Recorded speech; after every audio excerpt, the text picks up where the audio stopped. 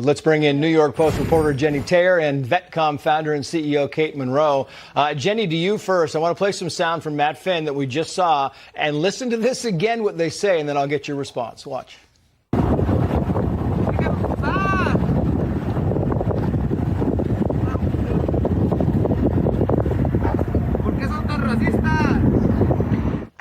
I mean, that's the whole thing, is they're learning this, right, Jenny? They're learning how this works in social media. You just go and you call them racist, and then they just let you go.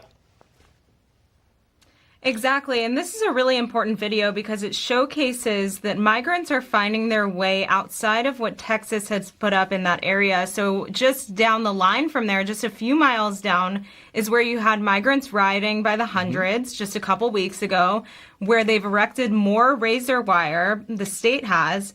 And then migrants have said, you know what, New Mexico is more porous, so we're going to go there. And that's what they do. And they act completely brazen. Another element is those migrants that tend to cross in that area where it's more treacherous, where the wall is in their way, those tend to be more of those criminal elements. So what you're seeing there is what one could suppose is a manifestation of that.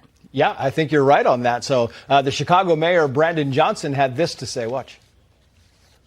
We also recognize that migration is an opportunity that's been expressed. We're talking about trillions of dollars of investment as a result of the growth of our population, of which we have room. Kate Monroe, he knows they don't have room. He's been complaining about it now for the better part of 2 years. And yet it's an election year, so he's jumping on board Team Biden. Yeah, I don't know where this money comes from. Like the sky, I don't have one of these, clouds of money that rains over my house. Any rhetoric that they can do to get any votes, they will do it at the expense of our nation, of their own infrastructure. They will ruin their own city to change the 2030 census for Democrat supremacy. Mark my words. Yeah, Peter Doocy and John Kirby had this conversation today about gotaways, Jenny. Watch. The chief of the Border Patrol is saying, exactly, of 140,000 gotaways, if we don't know who is coming into our country and we don't know what their intent is, that is a threat. Does President Biden agree? The president absolutely believes that along that border we do have significant national security concerns that have to be met. If the president believes that, Jenny, why doesn't he close the border?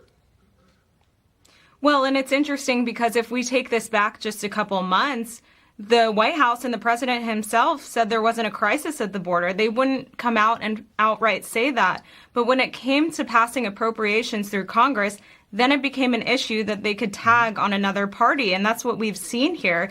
And when we talk about gotaways, we've learned a lot in the last few months, thanks to the reporting at Fox and the Post, where I am, is, these gotaways end up showing themselves in the United States. We just had a $1 million car theft ring in Houston, where I am, that was busted, that is tied to CJ&G, the Mexican drug cartel, allegedly. And one of the individuals who was apprehended came here as a gotaway. Yeah, it's crazy. It really is crazy. I'm going to let you wrap us up here, Kate, because this is the whole thing, is we have no idea who's coming and going and where they're I have an idea, because I go to the border every 2 weeks. I meet these Chinese people. I meet people from Turkey. They're flying directly to New York. They're going to Santa Monica to drive for DoorDash. They already have jobs. They already have plane tickets that we pay for. And I've seen probably 3,000 people in the last 2 months that I have talked to. I know exactly where they're going. Kate Monroe and Jenny Taylor, thank you both for the insight. We appreciate it. Well, we have brand new earthquake video. It keeps coming into Fox News.